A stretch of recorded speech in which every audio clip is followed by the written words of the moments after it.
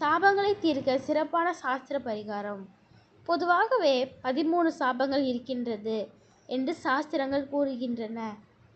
எந்த காரணத்தினால் சாபம் கொண்டாலும் அதற்கான தீர்வு தரும் சிறப்பான பரிகாரங்களை செய்தால் அந்த பாதிப்பிலிருந்து விடுபடலாம் என்று இந்த பதிவில் அதை பற்றி தெரிந்து கொள்வோம்.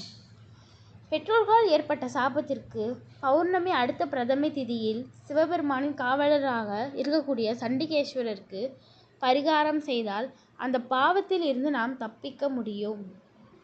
இந்த பரிகாரம் செய்யும் பொழுது சண்டிகேஸ்வரர் எந்த ஒரு தடங்களும் இல்லாமல் அவர் சன்னதியின் முன் அமர்ந்து தியானம் செய்து பாவங்கள் போகும்படி வேண்டிக் கொள்ளுங்கள். பிறகு அவருக்கு அபிஷேகம் செய்து மிகவும் சிறப்பாகும்.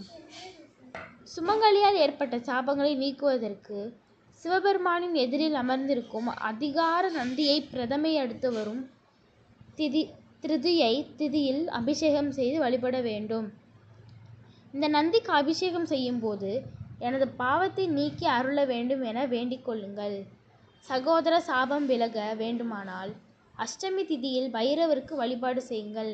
பைரவர் வழிபாடு செய்தால் சகல விதமான பாவங்கள் தோஷங்கள் இருந்து நாம் விடுபடலாம். பாவத்திற்கான பரிகாரங்களை செய்யும் போது பொறுமை மிகவும் அவசியம்.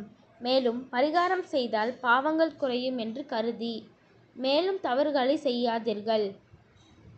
நன்றி.